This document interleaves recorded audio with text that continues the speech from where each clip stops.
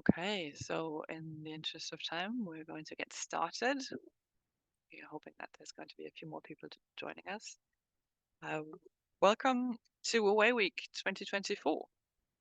My name is Katharina Schuh, and I'm with the Intergovernmental Oceanographic Commission of UNESCO, as well as being part of the GOA-ON Secretariat. Please note that this session is being recorded. OA Week is sponsored by 4 organizations. First of all, GOA-ON, the Global Ocean Acidification Observing Network. Second, by the IAEA OA-ICC, the International Atomic Energy Agency Ocean Acidification International Coordination Center. Second, by NOAA, the United States National Oceanic and Atmospheric Administration. And last but not least, by the IOC UNESCO, the Intergovernmental Oceanographic Commission of the United Nations Educational, Scientific, and Cultural Organization. So GOA-ON was established in 2012 with just a handful of members and has since grown immensely. We now have over 1,200 members from 114 countries, as well as several regional hubs, most of whom we will hear about this week, as we are going to be hearing about OA-Africa just now. If you're not a member of GOA-ON yet, we invite you to visit our webpage and sign up for membership. Additionally, if you'd like to be involved in shaping GOA-ON, the GOA-ON Executive Council has an open call for new members. So if you are interested, please consider applying or nominating a colleague. OA Week debuted in 2020 and returned in 2021 when events and conferences were postponed due to the global COVID-19 pandemic. Following the successful in-person symposium on the ocean and a high CO2 world in Lima, Peru in 2022, we brought back OA Week in 2023 and are now on our 4th iteration in 2024. We are thrilled as ever to present a wide range of ocean acidification topics and speakers from around the world. We have, again, a very interesting lineup. During the presentation, all participants are in listen-only mode. You're welcome to type any questions that you have for the speakers into the Q&A box, which you will find on your screen, and we will be monitoring the incoming questions to ask them to our presenters.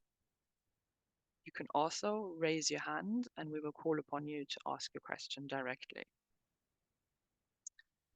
With that, I would like to introduce our first speaker of the session, Roshan Ramessur, one of the OA-Africa co-chairs, who is going to introduce the OA-Africa Hub. Roshan, please. Yeah, thank you very much, Katharina, for a nice introduction to GOA-ON. It's a pleasure for me to introduce once again our OA-Africa together with my co-chairs, Dr. Neera Shelaut from Egypt and Dr. Sheck Sherif from Liberia. Actually, OA-Africa, as I mentioned, is a Pan-African network and specifically convened to coordinate and promote ocean acidification, awareness and research in Africa. We've been active in the region for quite some time, for the past more than 5 years now. And East Africa especially had regional projects funded by the IOC, UNESCO, WAMSA agencies to undergo regional projects, working with different countries in the region. And just recently we had in West Africa the launch of the Gulf of Guinea OA hub as well. So our activities are more on related on ocean acidification, monitoring aspects, using sensors, using various methodologies, which and like pH sensors and so on, and trying to relate stresses on the African continent as they are developing rapidly in response to a clear need for action to minimize and address the impacts posed by changing climatic and system-wide changes. OA Africa is composed by scientists interested in conducting research on ocean acidification monitoring and observation in Africa, and we are part of a global ocean acidification observing network. Our goals is to ensure that Africa is resilient and knowledgeable of potential threats and mitigation adaptation strategies available to combat ocean acidification.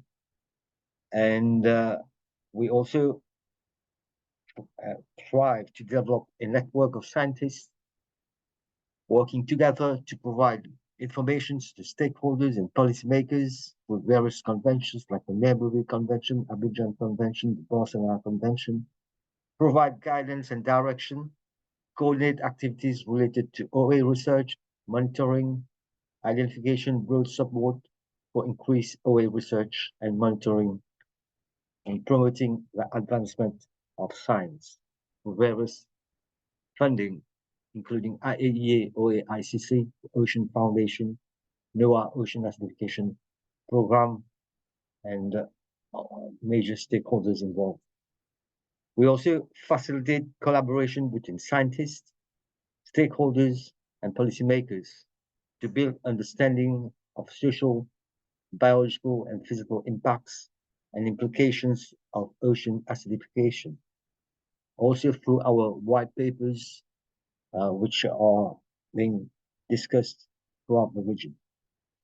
So, as I mentioned, we are three co-chairs, and fortunately, we'll probably have South Africa in the southern regions as well to include another co-chair through our steering committee, where we meet every monthly to discuss the various orientations that OA Africa takes. So, without further ado, I'll pass on back to Katerina to introduce our speakers for on a wide range of topics, initially starting and probably talking about carbonate chemistry and policy making as well in the region. Thank you very much. Back to Katerina. Thank you. Thank you so much, Roshan, for this very comprehensive overview of OA Africa and its goals. It's a big hub, I'll tell you that much. I am thrilled to introduce our next speaker, who most of you are probably familiar with. We have Lina Hansson from the OA-ICC at the International Atomic Energy Agency, who will be talking to us about capacity building in Africa. Lina, the floor is yours. Thank you. Thank you so much, Katerina. I will try to share my screen. Hopefully it will work. Perfect. Is it working? Looks great. Okay.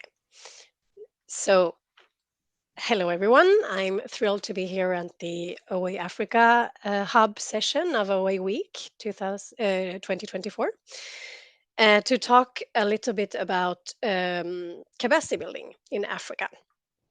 And I am Lina Hansson, as Katarina said. I am the Associate Project Officer for the Ocean Acidification International Coordination Center based in Monaco at the IAEA. And let me see if I can get this working. I hope you still can see my screen. So here in Monaco, we are hosting the OA-ICC since 2012. It was actually launched based on recommendations both by scientists in the field, including the SOLAS IMBER Working Group on Ocean Acidification, and increasing concern, let's say, from member states of the IAEA. So, as a United Nations organization, we are supporting our member states to respond to and to act on ocean acidification, specifically with the OA-ICC. So it was launched again in 2012. It's an IAEA Peaceful Uses Initiative project, which has received support from several IAEA member states and also research institutes, including the US, Sweden, Japan, and France. And we are acting as a global hub for coordinated action in 3 key areas, which you see here on the screen: capacity, science, and communication.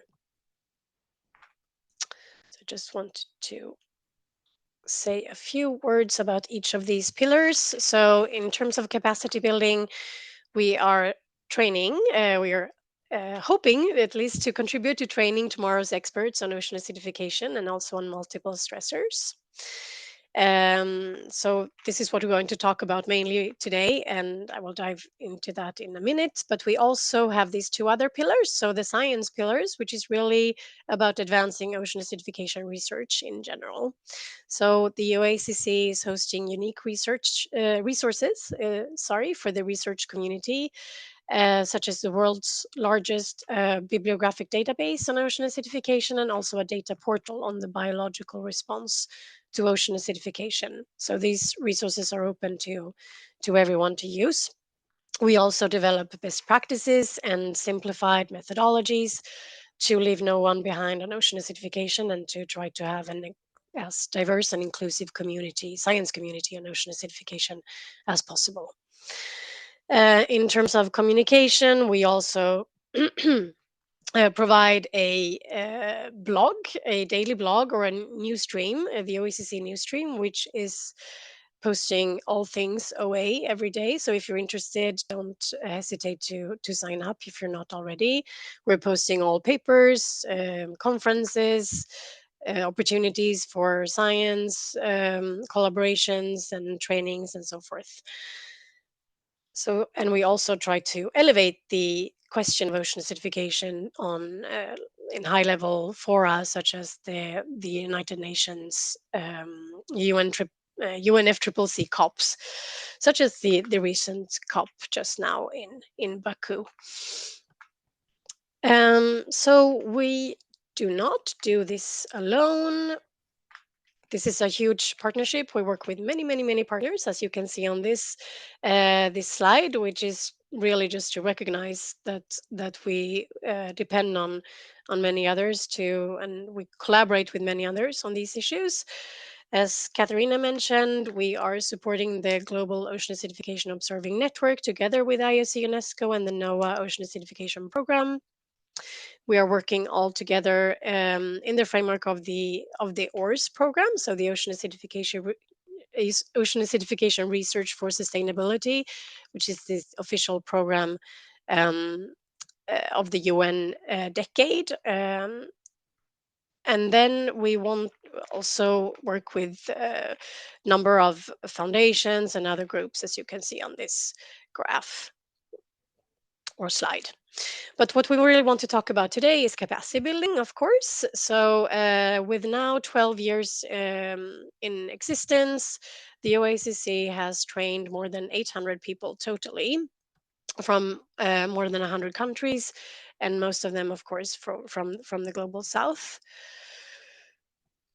We do have before diving into the capacity building in Africa, we do have a strategy that is interesting to talk about, I think, because this has developed, as we said, over the past 12 years. So there has been some evolution as to how we think about the capacity building we do.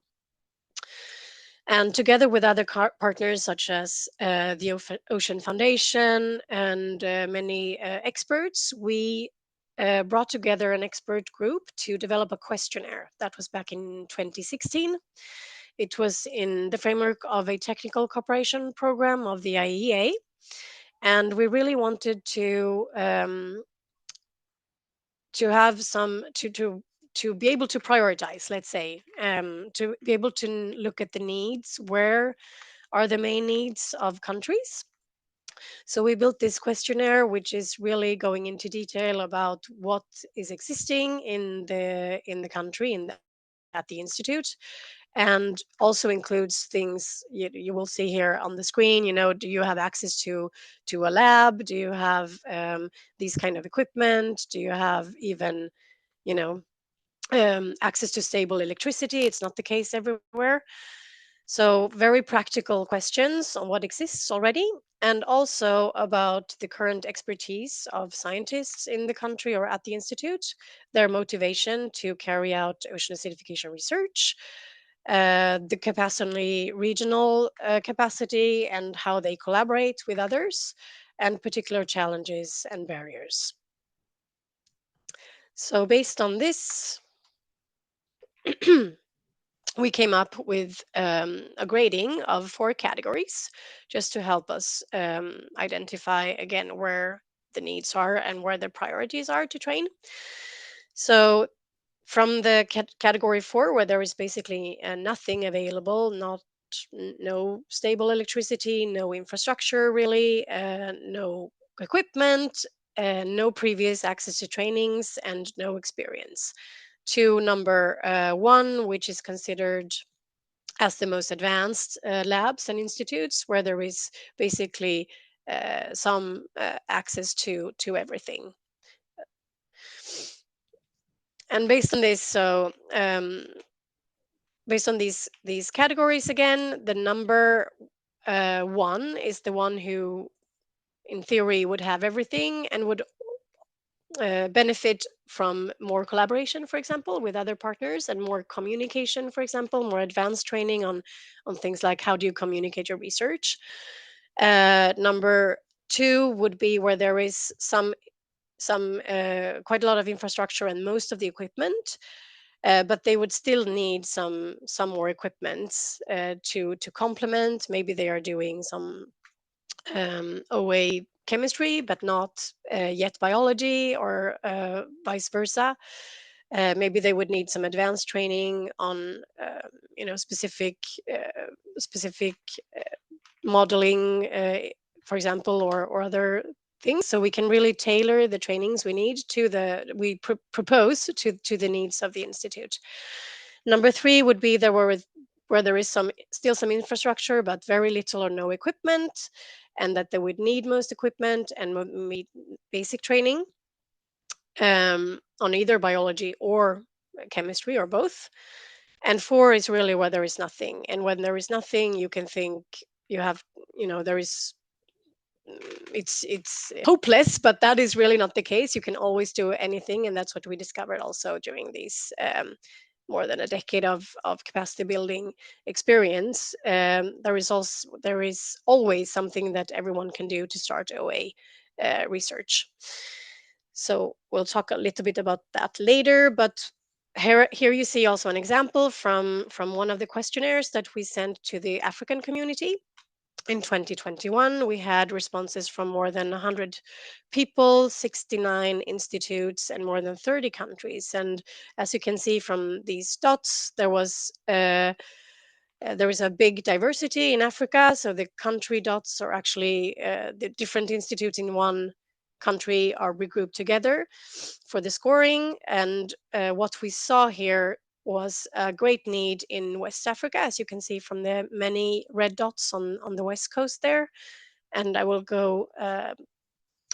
talk a little bit in a minute what we have done recently in West Africa together with our partners. But this is the kind of information we would be able to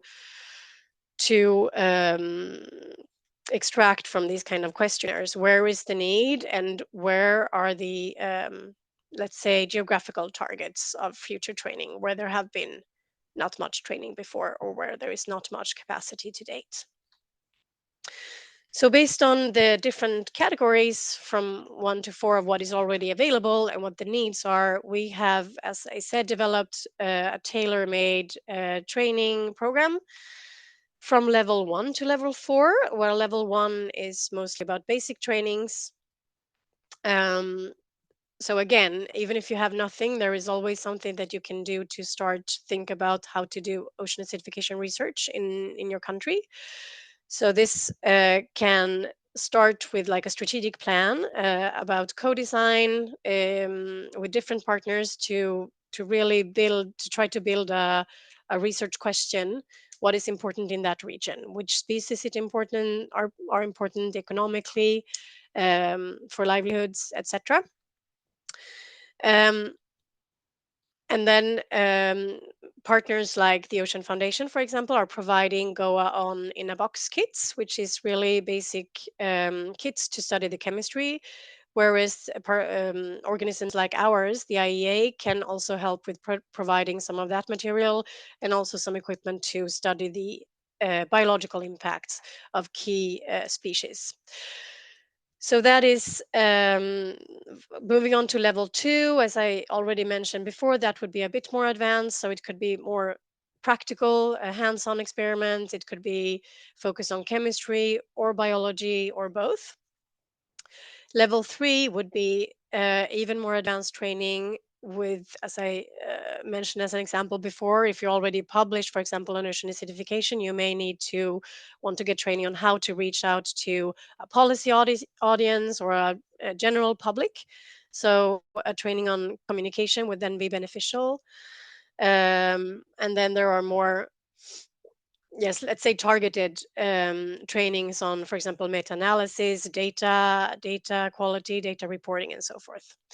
And level 4 is what we call coordinated and collaborative research. And we have examples of the IAEA schemes which can do that. It's called coordinated research projects, and we had one for the last few years, which is really a mini project with a research project where there is some funds for some equipment, and where the participants have joined together around a common question and try to respond to that question. So it's really doing research together in the end. And we also have examples of advanced trainings where we do joint experiments. So a training over 2 or 3 weeks where we actually can start a lab experiments, and where participants then will carry out the experiments and then publish on the results together afterwards. So some major barriers that were identified for this questionnaire that we have sent out is, of course, not surprisingly, funding shortage, which is true even for the institution scoring highest. Equipment and access to equipment, and also lack of training and capacity. So yes, money is number one, training, and then collaboration and networking opportunities, and equipment safety as well. But as we said before, it's not. It's always possible to do something. So this is an example. Sam Dupont, who is leading our capacity building program, took these pictures from in one of the first training courses that were organized in Africa, in Mozambique, where there was basically an empty room with an empty lab and nothing else. And over a few weeks, over 1 week actually, during this training course, it's possible to set up a basic lab to do to start ocean acidification experiments. So it's no one should be afraid of starting. It's always possible to do something. So to just do a quick recap of what has been done so far in Africa, and this is by many partners. So ourselves, but also the Ocean Foundation, Future Earth Coast, SCORE, POGO, and Sweden, who have funded many courses. So there have been all these quite an extensive effort actually when you look back. And more than 150 people trained to date in total. And these courses have evolved a lot over time, as we said, depending on the feedback we have, depending on um, you know um, evaluations. Like we do pre and post evaluations of each course, and then we try to adapt also the content to the needs and to the feedback from the participants. And to go back to what I showed a little earlier, this assessment from 21 clearly showed a need in West Africa for more training and basic level training. And in 2024, there were two major efforts in West Africa to try to respond to this need. There was a course in Ghana in July this year, which was organized in the framework of the Biota project. So that is funded by POGO and the Ocean Foundation. And as you can see from these nice pictures, they had some field practicals and also lab practicals, and these are training centered around the GOA-ON in a box. So this simplified kit that we have been working on within GOA-ON to be able to measure ocean acidification, um, and the other one is training that we did in Liberia in September, together with local partners and the Ocean Acidification Alliance. It was also in the framework of GO-ON, of course, and also the OA-Africa network. So this was very nice training. We also launched a sub hub of the OA-Africa network, which is really important because as um, of course, West Africa is different from East Africa and different from South Africa and North Africa. So it's also can make sense after some time to create these sub hubs of the regional hubs, because the region is sharing similar problems and ecosystems and species.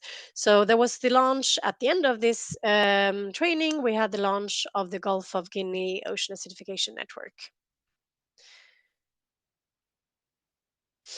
I would like to just mention also a few ocean acidification success stories in Africa, which are quite inspiring. Number one that we wanted to highlight is the OA-Africa network. And we have Roshan online and also Sheck, who will speak a little later, and Naira, who is not here today, but the three are co-chairs and really championing this hub for a few years now, and it really is crucial because you have countries and institutes who are much more advanced than others, and it's crucial to be able to tap into the knowledge of other institutions and countries and really work collaboratively throughout the continent. And the second quick success story I wanted to mention is really all about people when it comes down to it. So we have an example of Carla Edworthy, who has who we always or often at least highlight as a success story in terms of capacity building in Africa, because Carla went through different steps of these different levels of capacity building, so from basic to intermediate to more advanced. And in the end, she has now defended her PhD on ocean acidification, and she has herself been a trainer and a lecturer in some of these courses. So it's really about training the trainers and motivating people um, to come together and share their knowledge with others as well. And the third success story I wanted to highlight is these actual projects. We have great examples of that in Africa. So the WIOMSA funded project, which was also funded by IAEA and ESCO a couple of years ago, and looking at the East Africa. And in West Africa, we have this BIOTA program, building capacity in ocean acidification monitoring in the Gulf of Guinea, which is also very helpful to see that there is actual money for equipment, for doing research together, and for collaborating. So that is, in the end, what we want to achieve. So on just the final slide on the next step. So there is a lot of excellent resources in terms of in Africa, in terms of institutions and experts in most countries. Actually, there are some inspiring success stories to build on, and the important is really to improve collaboration again between institutions within a given country, and also between countries or within institutions. We have this big database available for the community if there is interest to look into more detail on what exists in a certain country or at a certain institute. to identify, experts and equipment possibly, and to facilitate networking as well. And future activities in terms of the IAEA only, as I mentioned, there are many other players in this capacity building landscape in Africa. But in terms of the IAEA, we have just launched an interregional technical cooperation project with an ocean acidification component. And if there is interest to join that, if you're not already a part of that, that is possible. Just reach out to me. And then we have this idea of doing a regional coordinated research project on ocean acidification, which is still in the making, but could be a nice next step to really do research together. And I also want to do a shout out for we will, of course, at the OA-ICC continue to do the basic and intermediate ocean acidification trainings, but we also propose a ocean acidification training in the context of multiple stressors, and we are actually doing that right now here in Monaco. We are aiming to do that annually as a winter school. So please keep that on your mind as well if you're interested in ocean acidification plus other stressors. So that is my final words. Thank you so much for listening, and if you have any questions, don't hesitate. Thank you. Thank you so much, Lina. That's an amazing portfolio. And as Lina said, if you have any questions, please do use the Q&A box or raise your hand. You can also reach out to Lina, and I have dropped the OA-ICC website link in the chat box, so you can find more information on the amazing projects there. So again, thank you, Lina, and we will move on to our next speaker, which is a second, Chaimaa Jamal from Morocco, who will talk to us about, apologies, slight technical issues, who will talk to us about her projects on preliminary studies of carbonate chemistry and ocean acidification along the Moroccan Atlantic Coast. So, Chaimaa, please take it away. Thank you, Catherine. I will share my screen.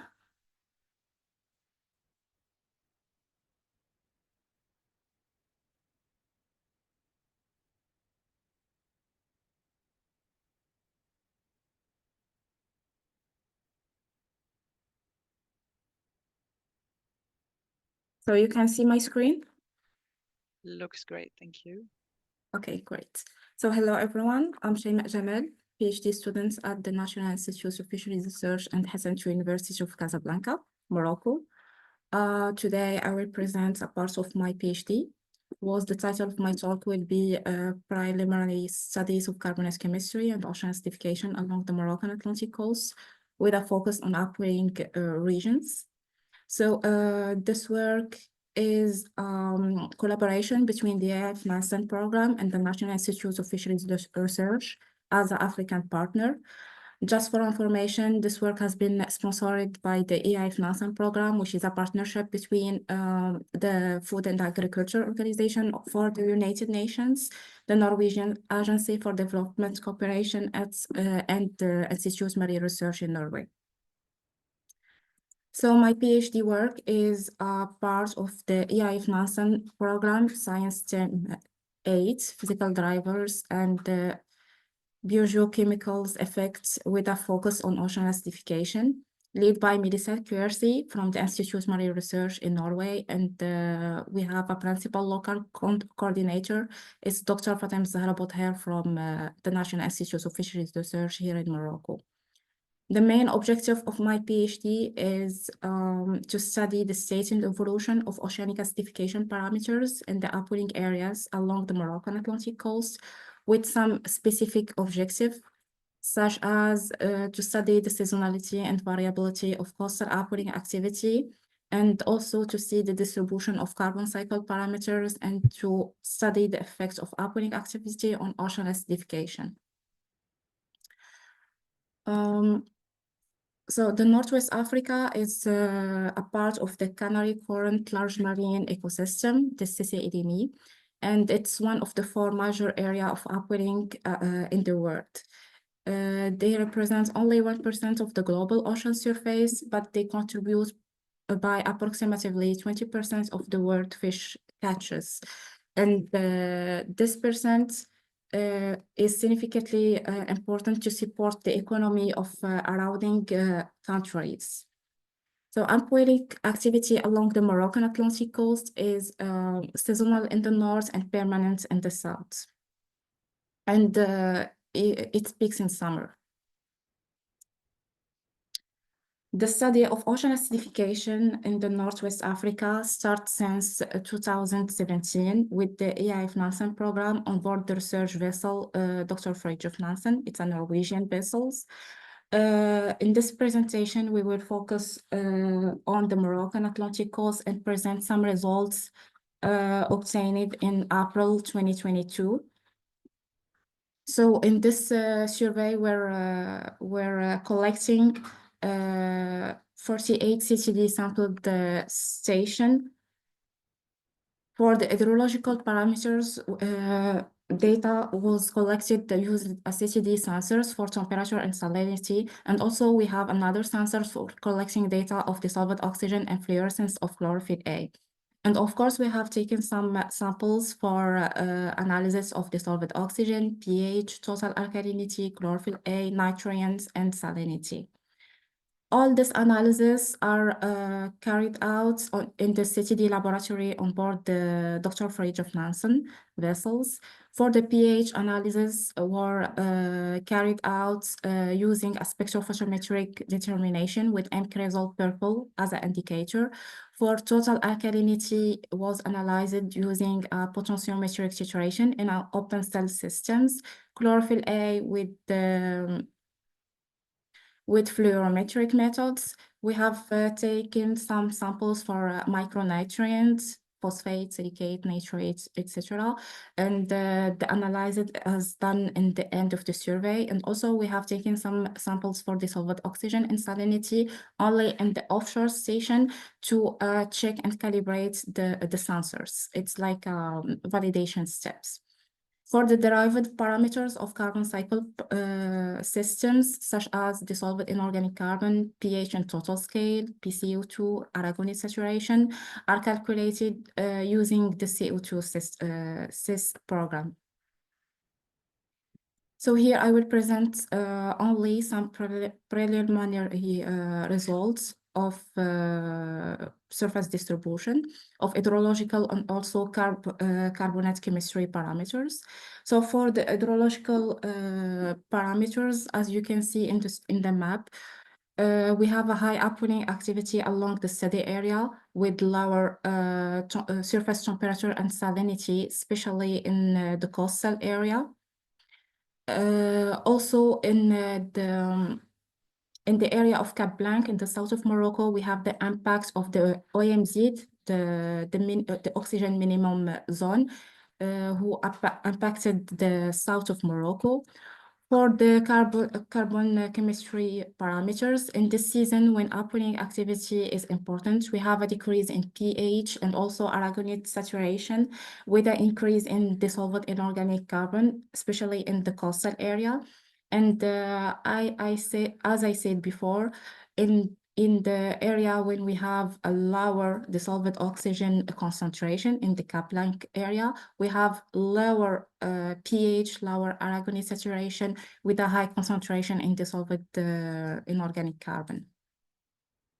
So here I put some vertical distribution, water column properties of coastal longitudinally radiating in April. And as you can see, in the latitude when we have high upwelling activity, in other words, in the latitude when we have lower temperature and lower salinity, we have lower pH, lower aragonite saturation, and a little bit higher dissolved inorganic carbon.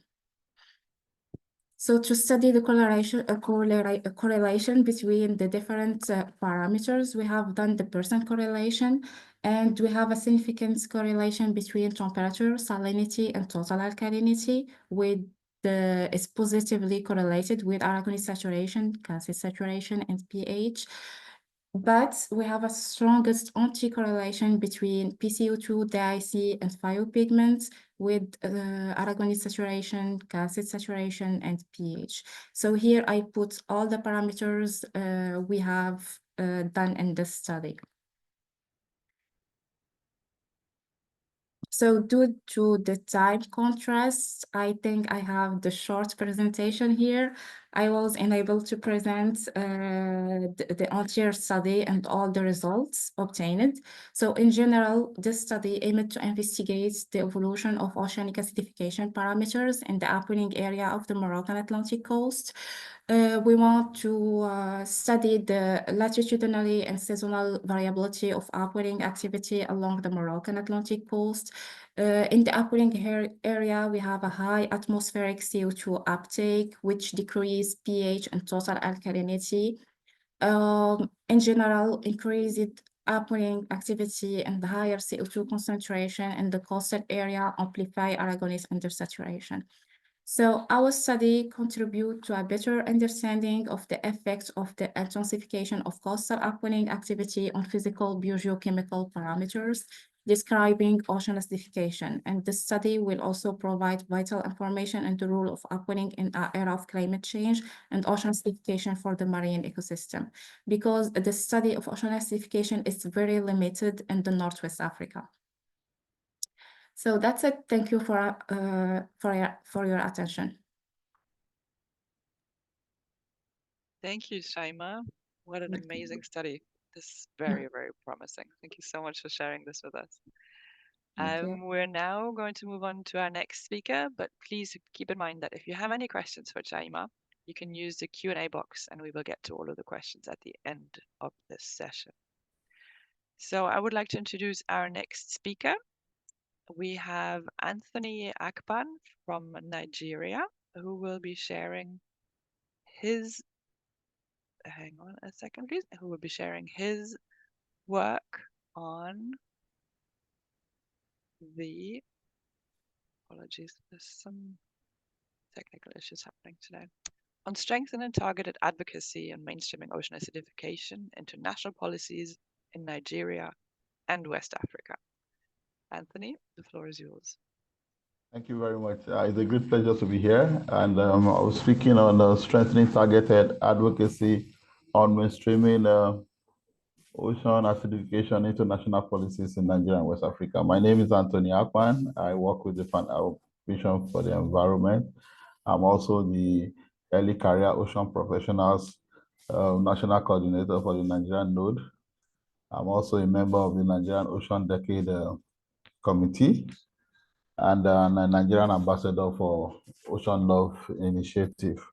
Next slide, please. Yeah, so the main goal of the project is to facilitate targeted advocacy on mainstreaming ocean acidification into national policies in Nigeria and West Africa. Next slide. So specifically, the objective of this project is to advocate for the mainstreaming of ocean acidification into national policies in Nigeria and West Africa, raise stakeholders' awareness on ocean acidification in Nigeria and West Africa by engaging policymakers, scientists, early career ocean professionals, local communities, villages, and the public on the growing threat posed by ocean acidification, as well as local action that may be taken to address ocean acidification. Also, we are expected to facilitate a national campaign and roadmap towards mainstreaming ocean acidification into national policies in Nigeria and West Africa by advocating for the implementation of the following action that will prevent or slow ocean acidification through reducing atmospheric emission of carbon dioxide, reducing input of land-based pollutants such as plastics, and other measures. Next slide, please. Continuing, we also want to advocate for the implementation of action to assist ocean-dependent communities, industries, and marine ecosystems to adapt to increasing acidity in marine waters. We also want to advocate for sustained funding nationally and regionally for ongoing enhanced and coordinated research and ocean acidification observation systems to continue to inform government and others about the increasing impact of ocean acidification. And lastly, we want to advocate for the mainstreaming of gender in ocean acidification in Nigeria, West Africa. Next slide, please. So in achieving all of these objectives that we have highlighted, we have proposed a couple of activities which we know it's not enough, but at least for a start, we think part of what we intend to do, particularly around the early career ocean professionals, is to undertake virtual mentoring on current global ocean acidification policy issues. We also want to organize advocacy and awareness capacity building workshops and seminars for various stakeholders on ocean acidification in Nigeria and West Africa, including capacity building workshop, particularly for early career ocean professionals on measurement techniques of ocean acidification, and we are looking at partnering with the Nigerian Institute of Oceanography and Marine Research and the NIMASA, Nigerian Maritime and Safety Agency, in carrying this. We also, particularly again, to raise more awareness about these issues, we're also looking at organizing a traveling exhibition where we can display posters of ocean acidification issues and get the larger public to get to understand, particularly around coastal communities, to understand what the issues of ocean acidification is and how it impacts the larger society at large. Also, we intend to organize roadshows, including TV and radio station talk shows on ocean acidification to further engage the larger public on the issue of ocean acidification. And also, we intend to do policy review for mainstreaming ocean acidification in national policies and legislative framework in Nigeria and West Africa. For us in Nigeria, recently the Federal Ministry of Blue Economy has been established, and that is a very good step towards ocean governance. And we are looking at engaging that ministry so that all necessary policy, including that for ocean acidification, is all captured in its strategic framework.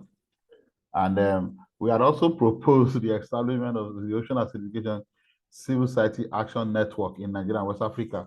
So I don't think, but we're looking at civil society organizations per se, so that they can drive the awareness and the advocacy.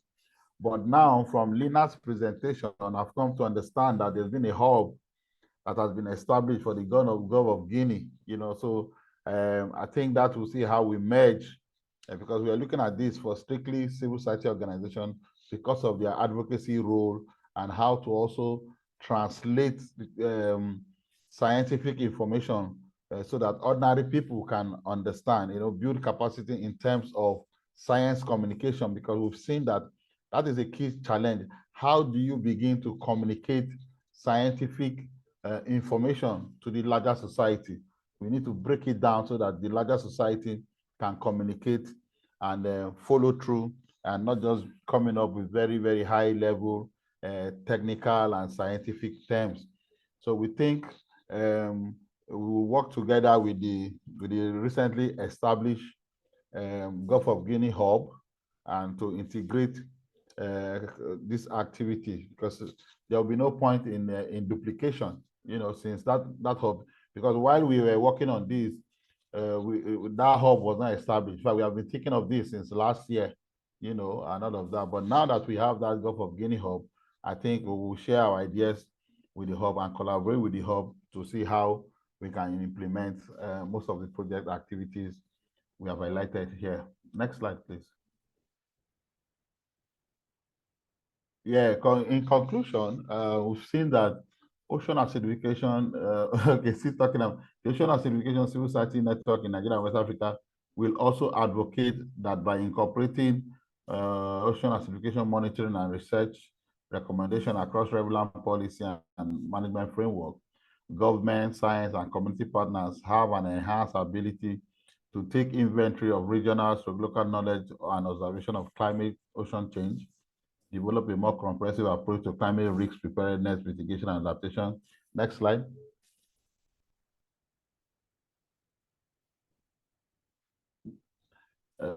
Better integrate activities across climate, ocean, and coastal policy and management.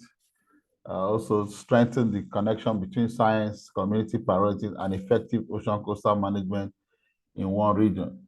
Prioritize information to determine adaptive capacities of critical species and increase ecosystem service resilience. Strengthen public and private funding for ocean climate mitigation, adaptation, and resilience projects. Support the implementation of existing climate, ocean, and coastal commitment across the UN, SDG, UNFCCC, CBD, Blue Economy, and other workable framework. Next slide. So we see that mainstreaming ocean acidification into national policies in Nigeria and West Africa present a practical way of coping with changes and uncertainties in climate, including variabilities and extreme, reducing vulnerability and promoting sustainable development, particularly in coastal communities in Nigeria and West Africa. Thank you very much. Next slide. Thank you. I appreciate it. Thank you so much. Thank you very much, Anthony. Those are some excellent plans you have there, and I really look forward to seeing that develop. Our next speaker has sent his apologies and a video recording, so please bear with me for a second while I load that for you. We will be hearing from Sheck Sherif on assessing the gender-based perception of climate change and ocean acidification of coastal artisanal fishing communities in Liberia. And I do hope the sound works.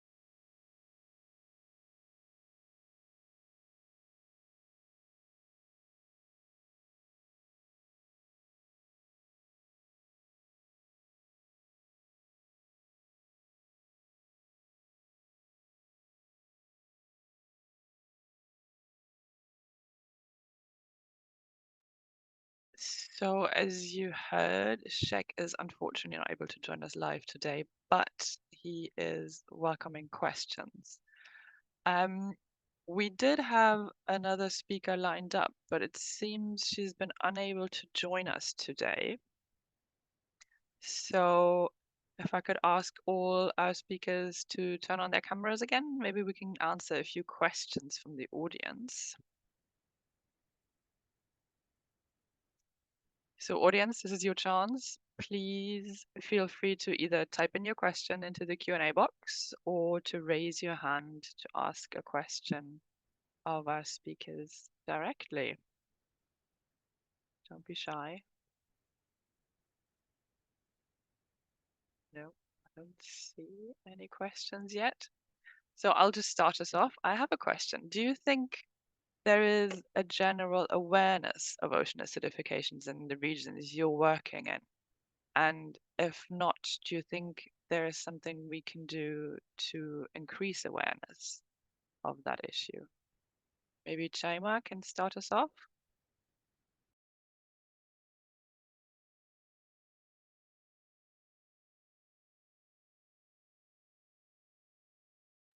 Chaimaa, you want to answer?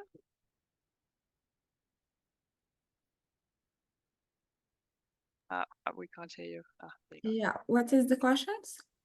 go. Sorry, the question was, have you encountered awareness of ocean acidification in the region that you're working in? And if not, do you have any ideas on how to increase awareness of ocean acidification? Yeah, unfortunately, we cannot talk about awareness now because, as I said before, we just start with the preliminary studies. So after we in this phase of the AI financing, we want to take the all-time series from 2017 to 2024, for example, to have a long time series, and in this time we can quantify and we can talk about the state of ocean acidification. Yeah. So because in Morocco, as I said before, the studies about ocean acidification, it's very, very limited. We have only in the Straits of Gibraltar and also in some studies in the Canary Islands. But along the Moroccan Atlantic coast, no, unfortunately, we don't have. Yeah. Thank you for that answer. Anthony, how about you in your experience? Is there an awareness of ocean acidification? No. You see, I mean, from my presentation, you will see that we are trying to create awareness, because I think the key point where we should actually start from is how do we begin get citizens to be ocean literate. I mean, that's where it starts from. Ocean literacy is key.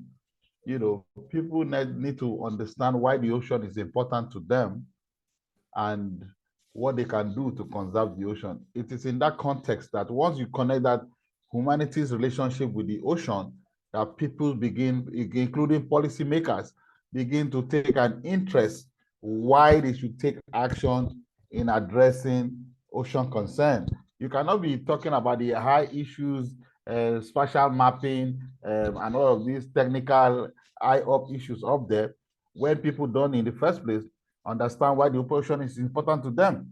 You know, because you can only take care of what you understand. You cannot take care of what you don't understand. So we need to drive ocean literacy as a foundational tool to drive ocean acidification awareness and other ocean challenges.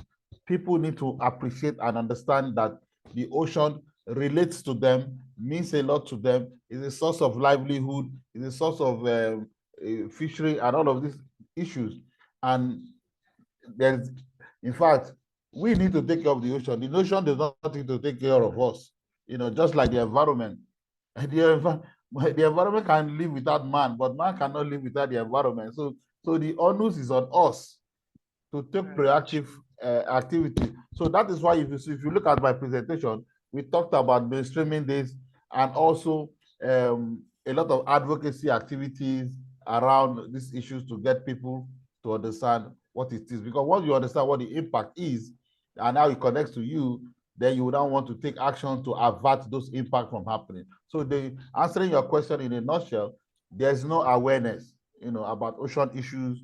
So we need to do more to raise awareness about ocean issues generally, and more specifically, ocean acidification. Thank you very much. Thank you for that answer. I fully agree that you can't care about what you don't know about, which is always one of the things that we come across when we talk about these issues. And does anybody else want to chime in on this? And if not, we have a question. Maybe. Oh, Lina, go Sorry. ahead. Yeah, maybe just to say that the term, when you're starting from scratch, I think it's super important that, as we said before, to involve like what you could, all sorts of players essentially to do to map the strategy together. So what we're trying to do with the capacity building efforts is to try to find, representatives from the policy sphere, from the not so much maybe the general public, but from different kinds of actors, to try to come together and figure out together what is possible. So for example, for the course in Liberia, we were very happy to be co-organizing with the Environmental Protection Agency of Liberia, and also the university, of course. But I mean, the benefit of having like the policy makers being in the room to really listen to what scientists need to be able to study these questions is really important from the beginning. So yeah, just wanted to add that. Thank you for that perspective. It is crucial to involve everybody in the discussions. We have a question in the audience. Balilu, if you would like to talk.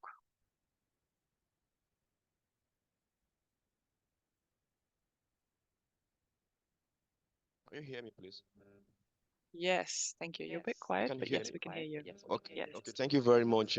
This is Falilu. It's been a great presentation today from colleagues. I'm very glad to be here. Yeah, quickly. Thank you very much, Akpan, for your presentation on the awareness for ocean acidification in Nigeria and West Africa. Yeah, just to go quickly to the question that is asked. A lot has been done. Lina has been part of the success story. So far, so good in capacity building in Africa since 2015. So a lot has been done. But in terms of for us to really move to the frontiers, I think data acquisition is key, is very key for to really move forward the frontiers of the about ocean acidification. If you want to get awareness, what you need to do is to have some preliminary data, which, for example, we could see that the lady from Morocco, I'm sorry, Jamal, I'm sorry, made a presentation to us on the Canary current system, the upwelling system in Canary, and she was able to give us empirical data. So we could see that, so over time, if this data keep coming in, then we could see the trend of acidification in that region. So likewise for the Gulf of Guinea region, we have a lot of, we have the hubs that we have created, and we have several coastal countries, which we believe that if we work in a synergy, we could generate data. But then again, the limitation in measurement is a problem that we are having. And we are making effort, we've made effort, and we're still looking forward to the OA-ICC and IOC UNESCO in giving support to basic measurement equipment, such as the GOA-ON in the box. This is very key, so that, for example, in the entirety of the Gulf of Guinea, if we have about 3 countries that has this kit, then we could strategize to have a plan, or a research plan to do, for example, a 12-month data collection in Ghana, in Lagos, Nigeria, in Liberia, you understand? We could do that kind of a strategic study, which would at least could serve as a kind of a preliminary empirical data, which could inform policy and as well as create awareness for for the masses and the public. And then again, the support, we also would want to seek the support of projects such as the EF Nansen project, for example, to cover data collection within the region, just as it's been covered in the northern West Africa and other parts of the region. So because this is a very comprehensive and detailed survey program, which can come up with very reliable and quality data. So this and many more are the things that we need to do to advance the frontiers of ocean acidification in West Africa. Thank you very much. Thank you so much for that perspective. And I see that we have a raised hand from. I'm sorry, I'm going to unmute you again. Whatever. There you go. Sorry about the echo. We have a raised hand from Melissa Kerici in the chat, who is part of the Nansen project. So, Melissa. Yes, hello, and thank you everyone for very nice and interesting presentations, and also thanks to Chaimaa, it was very nice. I just want, and also Falilou, you have also been part of this Nansen program. So I'm leading this science theme, as Chaimaa mentioned, for ocean acidification and climate change. So, but I also want to stress, so we have this big part of capacity building, and now we started just as more methodology, but now we're actually having these science themes where we are building capacity, but not only methodology, but we feel it's really important to build scientific capacity as well. So we are in a way aiming towards master and PhD students that can really benefit from this type of measurements to get the full insight from data collection, measurements, observations, all about the analytical quality and things like that. And then you go from data interpretation to see what are the drivers and what does the data mean. And then from that also to lead scientific publications. So we are in a way also trying to build these type of networks and expert groups in different regions. And so far the Nansen data has been mainly showing, giving baseline data because there was such a lack of data, as also Chaimaa mentioned. And I also want to stress that we cannot really see ocean acidification trends now, but we need to start somewhere. So we can see, for example, whether you have variability or spatial or seasonal variability or internal variability of the data. But so far, we cannot prove that we have ocean acidification occurring, but it's highly likely. So I just wanted to point it out that trends are a little bit more long-term work, but it's very important to start now. Thank you, Melissa. That's a really important perspective. And yes, especially in coastal areas, obviously, we know that it takes a lot longer for signals of ocean acidification to be visible from the background noise, as it were. So yes, absolutely, need to start better today than tomorrow. And I've just noticed that we have 2 questions in the Q&A box. I'll read them out unless you want to raise your hand and ask them directly. We have one from Ulrich Bölunga. It's a question to Chaimaa. In your presentation, you highlighted a seasonal and permanent upwelling. How carbonate system parameters varied when you compare the 2 areas? That's the question. Chaimaa, can you see the question? And could you answer, please? Yes, of course. As I said before, along the Moroccan Atlantic coast, we have seasonal variability of upwelling activity. In general, upwelling activities start in spring, peaks in summer, and we have a relaxation in autumn. And what I present today, it was the spring season to see the real impacts of upwelling activity on the distribution of carbonate chemistry systems.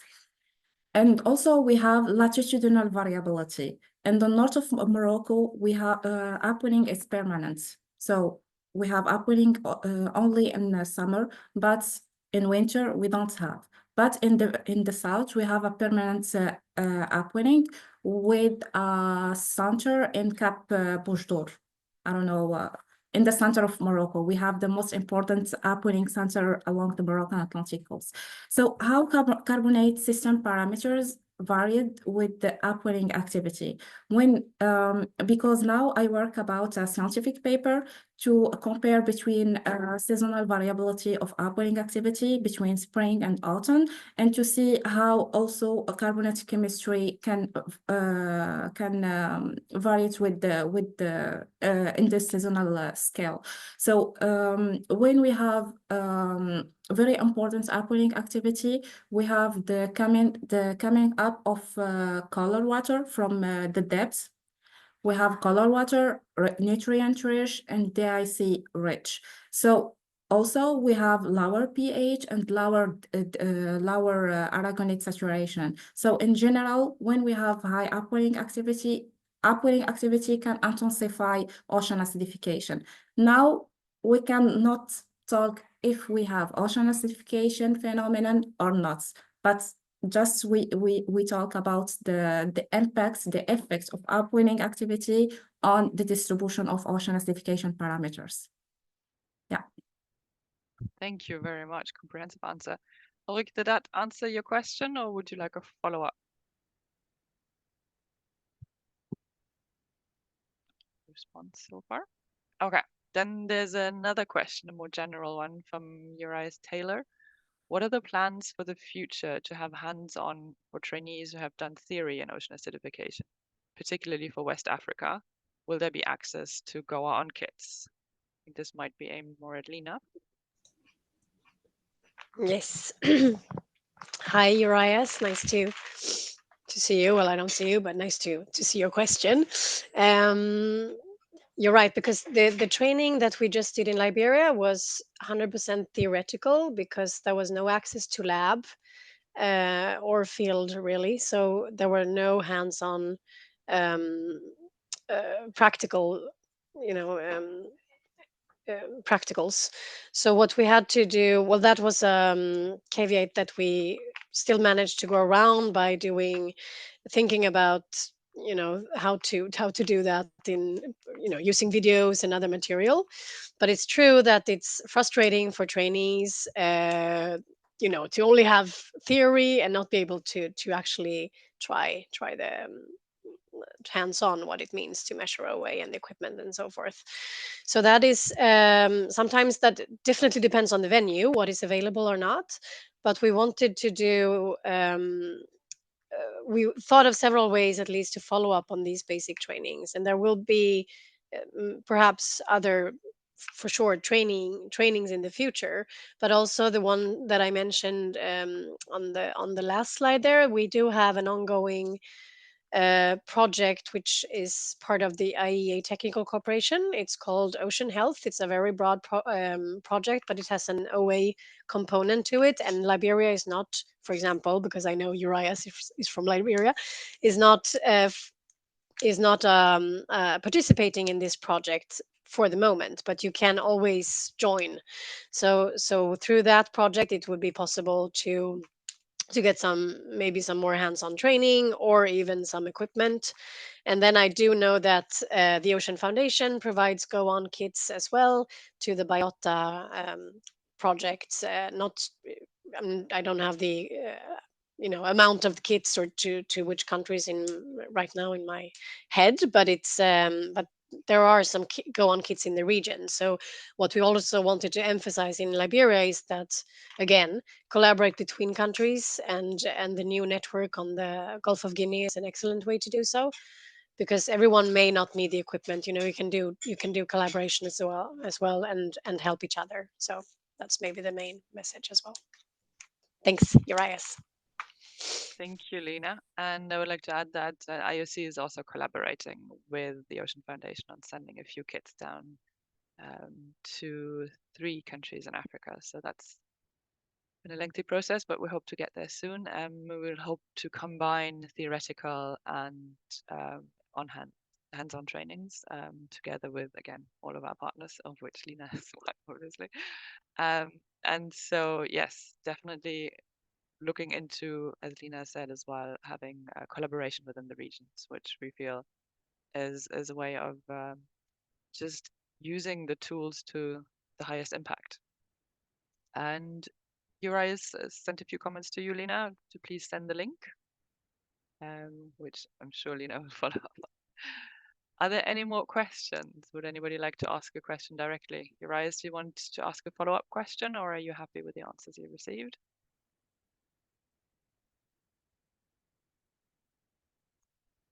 Anthony, absolutely. Go ahead, please. Okay. I think maybe directed to Lina, or who is the best place to give further clarification. I just want to know what are the roles and functions of the newly established hub, the Gulf of Guinea Ocean Acidification Hub, and how is it structured, and what are its responsibilities, and how can we partner with that hub in trying to get our project activities, some of which we have shared, implemented. Thank you. Yes, thank you for that question, Anthony. So I'm, or maybe Katharina actually also knows more about it than I do. But it's really as we said before, so OE Africa existed for some time, but there was also a need, working for some time together. There was a need to really have a more focused hub on the West African region, or in the Gulf of Guinea in particular. So the launch of the hub came from there, but so Sheck Sherif from United Methodist University of Liberia was driving this very much, and unfortunately he can't be with us here today. But it's really open to all researchers working in the region. There is so it would be great. I think he would be thrilled if you would like to join, and also to bring that policy aspect to the group, which is so essential, really, to co-design again. So I don't know if you know Sheck, Anthony, but if you don't, we will be happy to put you in contact with him. And I think there will be, Katharina, will there be a particular website up? Maybe, Absolutely. We're still working on building a website for that hub on the GOA-ON website. We currently have an OA Africa web page on the GOA-ON website, and I'm just going to drop the link in the chat for everybody to see. That link also contains the contact details for all of the current co-chairs of OA Africa, including Sheck Sherif, who is leading the new Gulf of Guinea hub. And I'm sure he'd be delighted to have your support and to have you participate in the hub. As I understand, they're currently still looking to building up the steering group, so this would be probably a good opportunity to get in there now. Roshan, do you have any more details that you want to share? Oh, no, we're going to meet very soon, just to include the various steps. How we're going to contribute to building up this hub, especially in expanding and getting a representative from the South African region as well. Because we've been lacking a few people probably in the South Africa. So that would be a very good opportunity to create the synergy and try to incorporate, because we have different levels of knowledge or capacity building, which needs to be upgraded within various regions, and learning from various regions and various countries that would probably help. So it's in the process. Thank you. Thank you for that additional information. We have Uriah. You've raised your hand. Would you like to talk, please? Hello. Hi, we can hear you. First of all, let me say, join the call so late because I'm in another meeting. As I mentioned, let me extend my regards to Lina and Dr. Rosa and all of you on the call. So as I was saying, because learning by doing is the most important thing, we've established this OA hub for West Africa, or for Africa. if we must achieve some of the things that we want to achieve, it seems to be that we have to get hands on all of the theory we learn, because this is an exercise that when you put into practice, you're actually going to remember exactly what you do. So I know it's difficult to get the kit, because I know every night then there's a call for proposal from now on this OA research capacity development, which most often I'm still hopeful, because this Dr. Roshan has been one of that person who's been supporting me in my proposal, and hopefully we still anticipate that we could be successful to carry on similar exercise. So with collaborating with people in the region, I think it will be much easier if we have proximity to countries, because for instance, we got the Mano River countries like Sierra Leone, Guinea, or Ivory Coast. It would could probably come up with some call for proposal to do a co-design where we get involved into OA research. I think that would be more important for us, because I know you might collect oceans, seawater samples, and taking it to Ghana could be another issue, but it's much more closer to go to Ivory Coast, go to maybe Guinea, or go to Sierra Leone to have a kind of much more closer regional collaboration, even though Ghana is in the region. So I mean, this would be something that we can see where it's much more feasible to, even if it's going to be 3 countries to search a kit, then much easier to form this kind of collaboration and joint research. So that is just something I'm recommending for the future. It might not be Liberia, but it can be Sierra Leone, it can be Guinea, it can be Ivory Coast, but it's much more closer that each of these 3 countries or 4 countries can easily work on a joint project, so that we'll be able to achieve the objective of GOA-ON. Thank you. Thank you, Rez. That's an important piece of advice there, and we agree. We think that regional collaboration is going to be a very important aspect globally, and we are working towards strengthening regional capacities so that there can be collaboration within countries or between countries that are in closer proximity. I'm afraid I'm going to have to wrap us up. We have another session coming up. Thank you so much to all of our speakers today, and thank you so much for the audience for joining us and for asking questions.